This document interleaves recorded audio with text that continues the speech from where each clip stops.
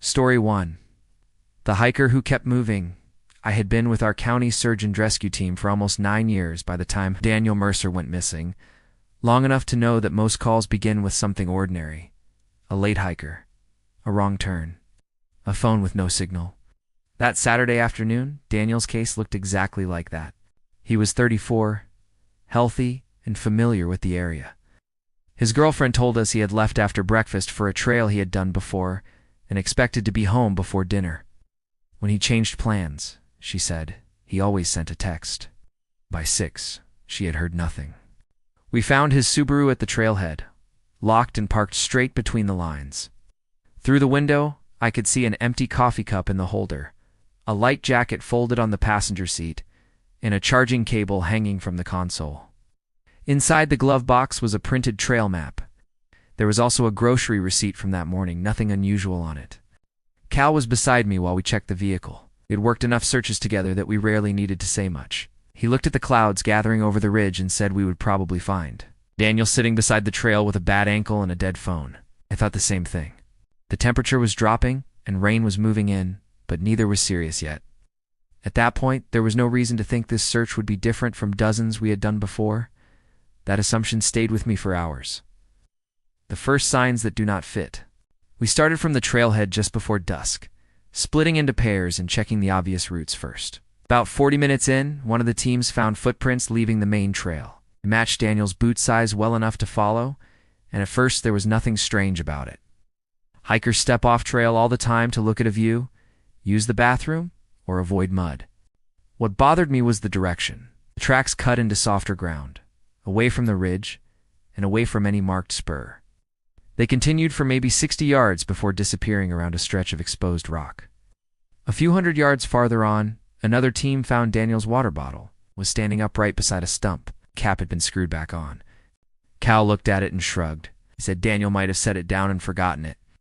That explanation made sense, and I wanted it to. Not long after, we found a strip of bright fabric tied around a low branch. We assumed Daniel had used it as a marker, but when someone radioed his girlfriend, she said none of his clothing or gear matched the material. Even then, nobody treated it as sinister. The most likely explanation was that another hiker had passed through earlier. I remember telling myself exactly that. Looking back, that was the first moment the search stopped feeling completely routine. Even if none of us were ready to admit it yet, or even mention it aloud, someone answers the whistle. By the time darkness settled over the trees, the search had slowed down.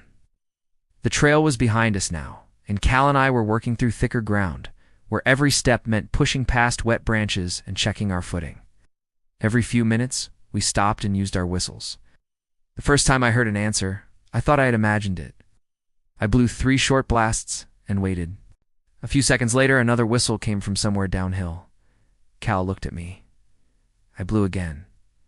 The answer came back. That was the first moment all evening when I felt certain we were close.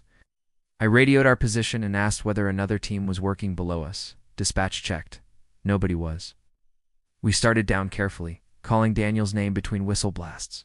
For the next 10 minutes, the responses kept coming, but not in any pattern I could understand. Once the whistle answered almost immediately. The next time, we waited nearly half a minute. Then it seemed to come from farther left, across terrain that would have taken us several minutes to cross. Cal said the valley was probably throwing the sound around. I had heard echoes do strange things in the mountains before, so I accepted that. Then my light caught something hanging from a low branch. It was a plastic emergency whistle, still attached to a torn section of backpack strap. Cal recognized the brand from the gear description Daniel's girlfriend had given us. I remember standing there, listening for another response. Nothing came. We searched the area around that branch for nearly 20 minutes. No Daniel, no voice, no movement. Until then, we had been looking for a hiker who was probably lost or injured. After finding that whistle, none of us were comfortable making that assumption anymore. What Daniel was running from Daniel was found just after sunrise by a team working almost 2 miles from where Cal and I had found the whistle. He was alive, but barely in shape to walk. His clothes were soaked through, his hands were shaking badly, and his face and arms were covered in scratches from pushing through brush all night. What surprised us was how little he wanted to talk. At first,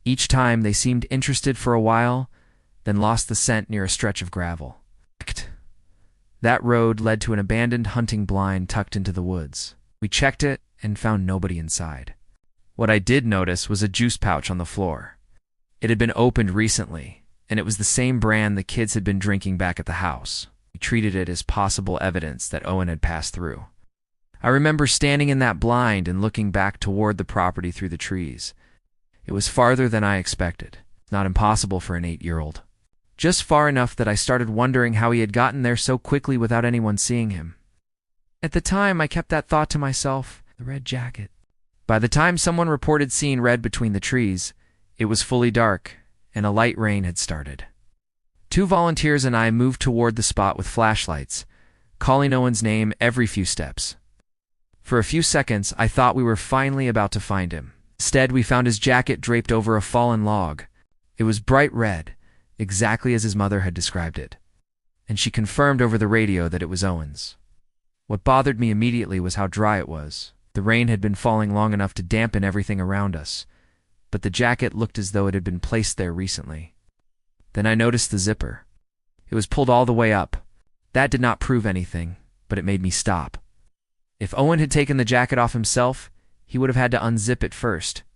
I remember checking the sleeves, thinking maybe there was some simple explanation I was missing. The ground nearby was useless for tracks. Many searchers had already crossed the area.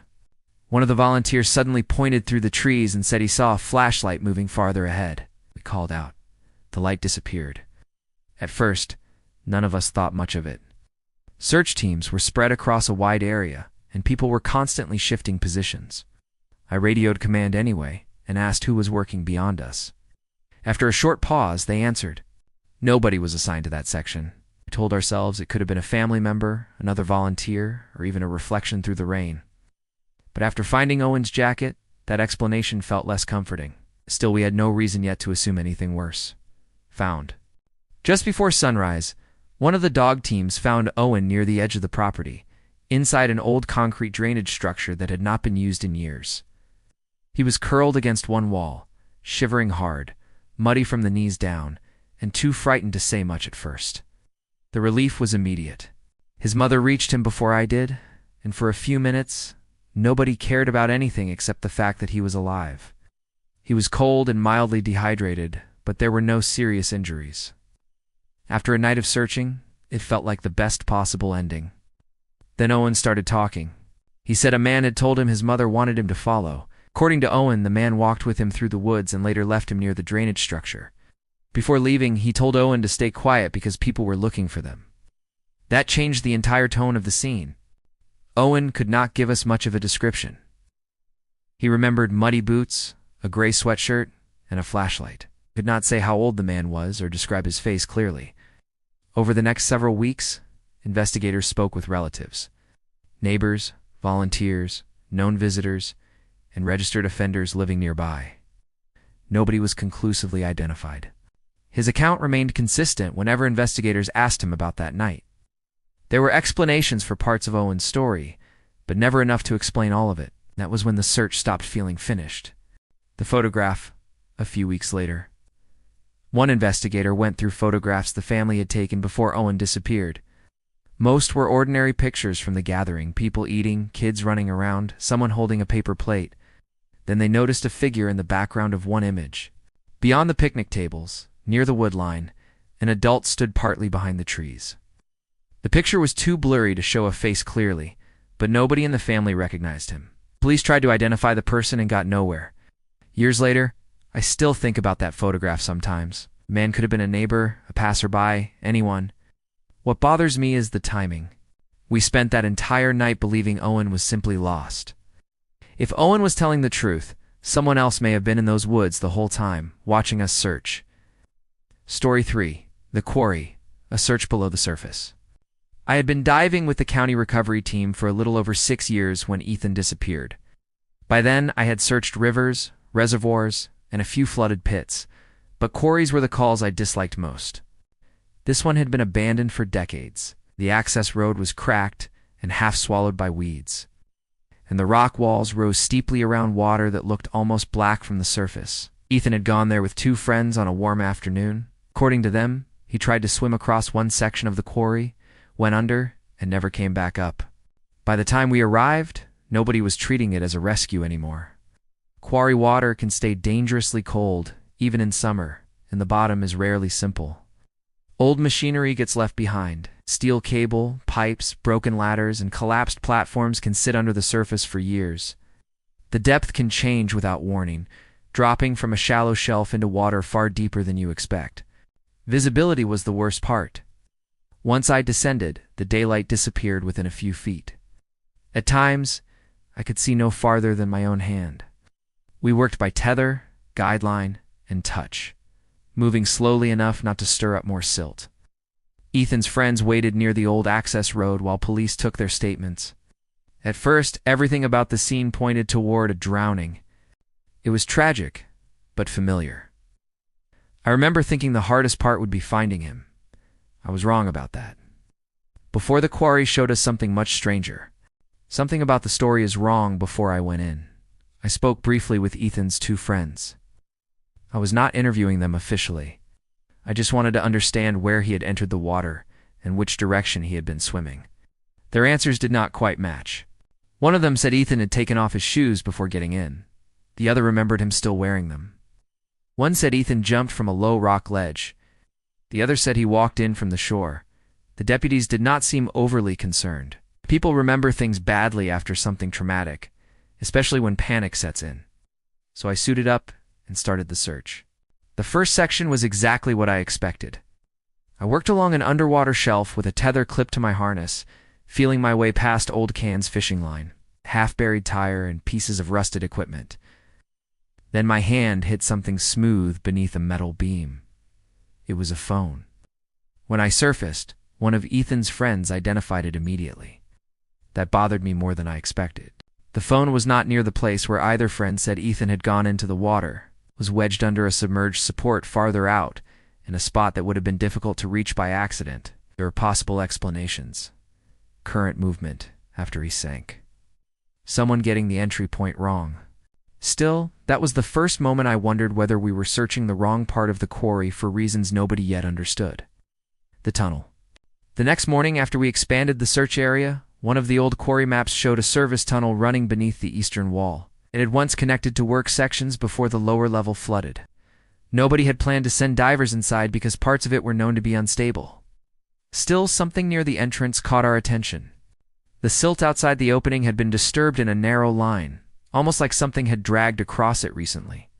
That could have meant anything underwater, so I did not give it much weight until I moved closer and saw a sneaker lying several feet inside. It matched the description Ethan's friends had given us. That changed the search. After the dive, Supervisor reviewed the map and checked the structure as best he could. I was cleared for a limited penetration. I remember tightening my mask and looking into that opening, knowing the tunnel swallowed my light after only a few feet. Inside, the cold felt sharper. My regulator was suddenly the loudest thing in the world. Every breath came back at me through the mask while my gloves moved along rough concrete to keep my position. The tether behind me stayed tight enough that I could feel every small adjustment from the tender outside. Visibility dropped 2 inches. I moved slowly, trying not to disturb the sediment. Along one wall I found fresh-looking scratches in the soft buildup on the floor. Then a metal keyring caught beneath a broken pipe. Ethan's initials were stamped on the tag. That was when the possibility became hard to ignore. He had not simply gone under somewhere in open water and drifted toward the tunnel. Too many of his belongings were leading us inside it. When I surfaced, nobody said much. We all had the same question. If Ethan had entered that tunnel on purpose without telling either of them, what had made him think there was something worth finding in there? The line moves. The second dive into the tunnel felt different before anything actually happened. We already knew Ethan had been inside, which made every object seem more important than it probably was. I followed the same guideline, keeping one hand on the concrete wall and the other near my light. About 20 feet in, I felt a sharp tug on my safety line. One pull usually meant stop and check in. I paused, gave the agreed response, and waited. Then I felt another pull. The strange part was the direction. It seemed to come from ahead of me. For a second, I thought I had misread it. My tender was behind me, outside the tunnel. Should have been no tension coming from deeper inside. I assumed the line had snagged. I angled my flashlight down and saw the tether bending around a concrete support several feet ahead. It disappeared behind it, then tightened again. My first thought was that another diver had entered from somewhere else, which made no sense. Then I felt a dull vibration through the water. Not a sound exactly, more like a heavy pulse traveling through the concrete. That was enough for me. I backed out slowly, keeping my breathing controlled and my hand on the line the entire way. When I surfaced, I asked who had been in the tunnel. Nobody had. The supervisor suggested shifting debris or a snagged cable. Current could have moved the line. Stress could have made the vibration feel stronger than it was. All of those explanations were possible. I accepted them. But I did not go back in that tunnel again that day. For once, I was genuinely relieved when someone else was assigned to make the next dive. What they eventually found? They found Ethan 3 days later, farther inside the tunnel than any of us had reached. A specialist dive team brought him out after confirming that he had not simply drifted there. The evidence suggested he had entered the passage intentionally. Toxicology did not show anything that explained why. Eventually, his friends admitted Ethan had been coming to the quarry for weeks. He believed the old service tunnel led to a dry chamber somewhere beyond the flooded section, and apparently he had planned to find it. Neither friend admitted going in with him. A detective later showed me photographs recovered from Ethan's phone. Several had been taken on earlier visits. Most were exactly what you would expect. The quarry walls, the water line, the tunnel entrance from different angles. The final image was different. It had been taken only a few days before Ethan died. The tunnel filled most of the frame, dark, except for the camera flash, reflecting off the water. Far inside, there was a point of light. It could have been glare, a reflection, something metallic, catching the flash. I am not saying it was anything else. I only know that tunnel had no opening on the other side. There should not have been visible light down there. Story 4, the cabin called the dispatch. I was working as a wilderness EMT with the county search and rescue unit when the cabin call came in. It was a little after midnight, raining hard enough to turn the logging roads into mud. I had already been awake since early morning. Dispatch said a man had called from a hunting cabin deep in the county. He reported that his brother, Mark, had fallen outside and was badly hurt. The connection kept breaking up, and dispatch lost him twice before getting enough information to send us. The cabin sat beyond an old logging road that had partially washed out during recent storms, so we could only drive so far before continuing on foot. Rachel, our SAR lead, was already loading medical gear when I arrived. Harris, the deputy assigned to us, checked his flashlight and radio twice like he always did. Ben, one of our regular volunteers, complained about the weather while tightening the straps on his pack. None of us were scared. Mostly, we were tired. The directions were bad, the rain was cold, and every step through the mud felt heavier than it should have. We joked about how Mark would probably have a sprained ankle and feel embarrassed for calling us out. At that point, it felt like an inconvenient rescue in bad weather. Nothing more. I remember thinking we would be back before sunrise. I had no idea the cabin was already waiting for us. Nobody answers. We reached the cabin a little after 2 in the morning. The rain had eased to a steady drizzle, and the first thing I noticed was that the lights were on. There was a pickup parked beside the porch. Harris knocked hard and called out that we were with search and rescue. No answer. Rachel tried again, louder this time, using Mark's name. Still nothing. Because we had been sent for an injured person, Harris opened the door after announcing us one more time. The cabin looked occupied.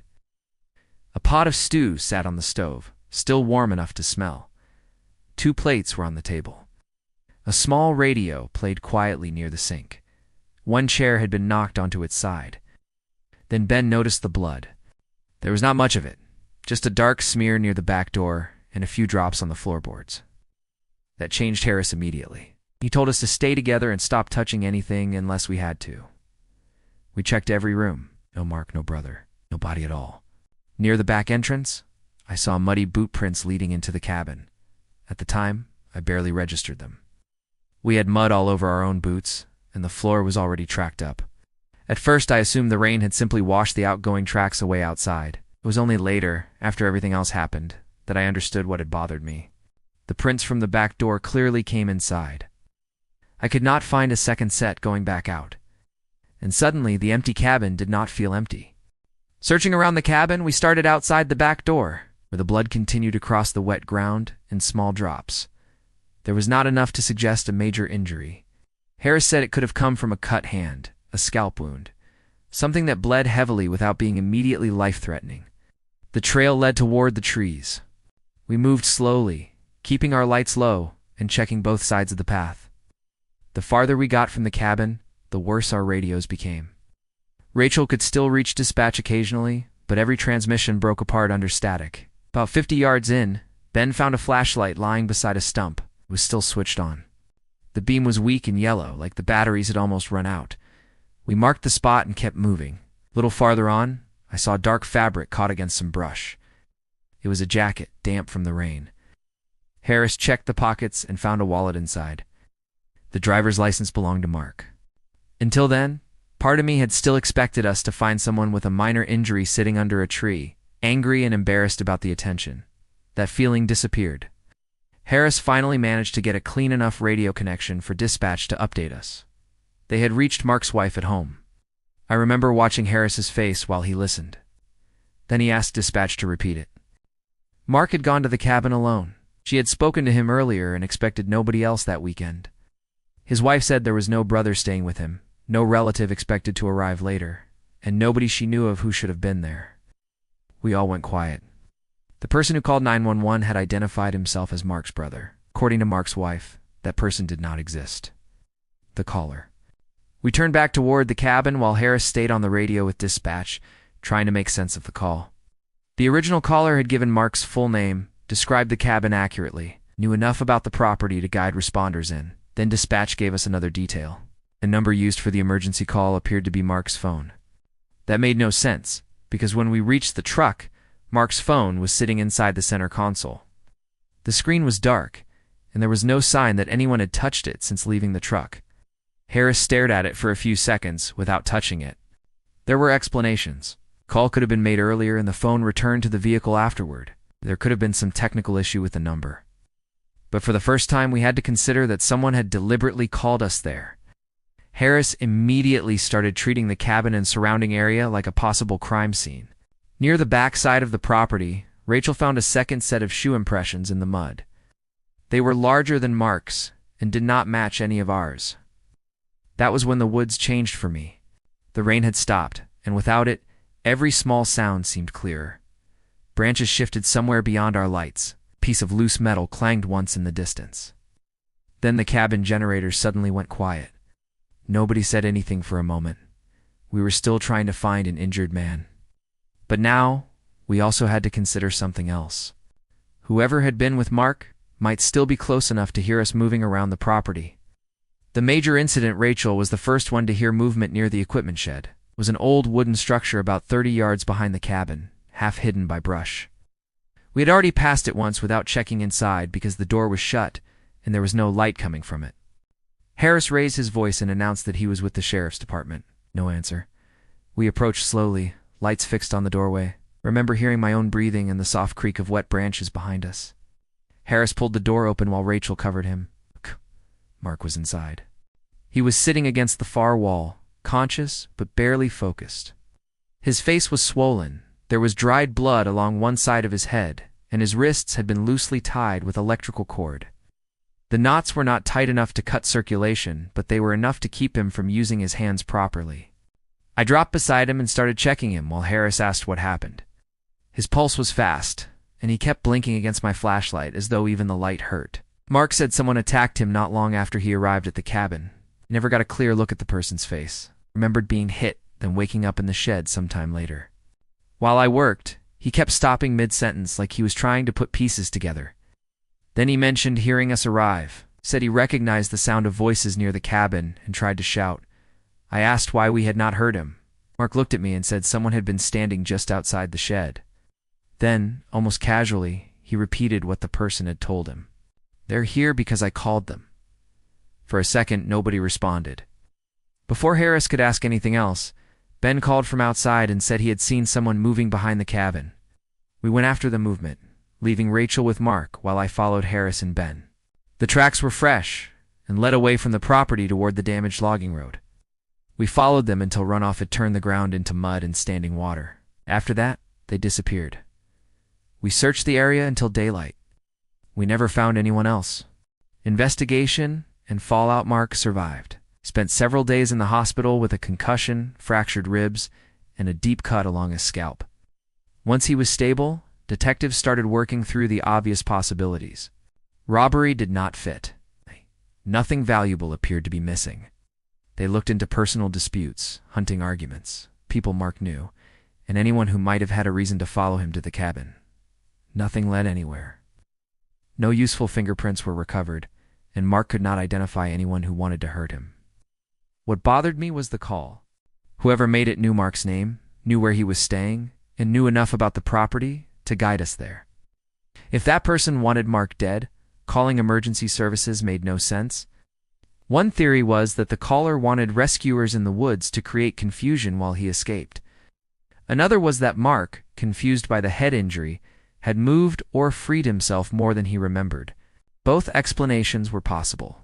Neither explained why someone would arrange for us to find him, and neither ever felt completely convincing. The detail the narrator cannot forget months later.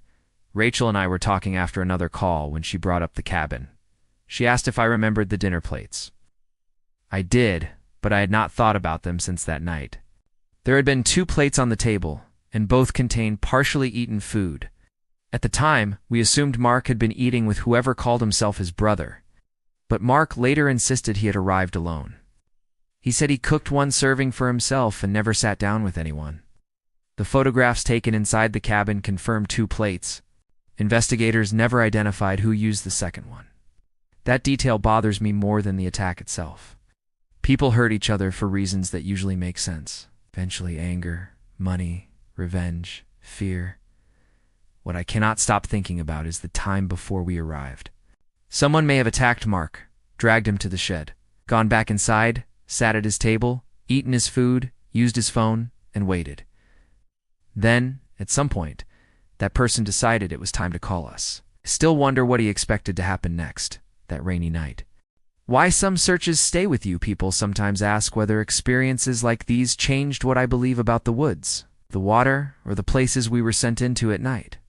The honest answer is not really. I still think most frightening things have ordinary explanations, even when we do not find them immediately. Search work is full of confusion. People panic. Witnesses remember the same moment differently. Sound travels strangely through mountains. Equipment gets dropped, moved, carried by water, or found somewhere nobody expects. Injuries distort memory. Exhaustion changes judgment. Darkness can turn a branch, a reflection, or a distant light into something much more threatening than it is. Knowing all of that should make these stories easier to dismiss. For me, it does the opposite. The searches that stay with me are not always the ones with the worst endings. They are the ones where almost everything makes sense except for one detail that never settles properly afterward. Daniel survived, but I still remember the whistle tied to that branch. Owen came home alive, but there is still that blurred figure standing near the trees before anyone knew he was missing. Ethan's death had a practical explanation, yet I can still picture that tiny point of light inside a tunnel where there should have been none.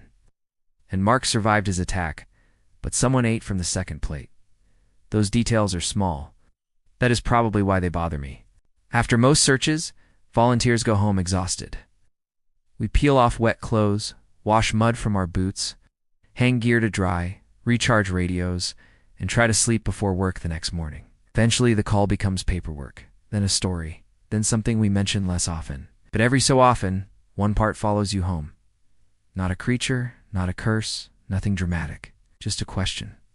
You find yourself thinking about it while driving, while locking the house at night, or while hearing wind move through trees outside a window.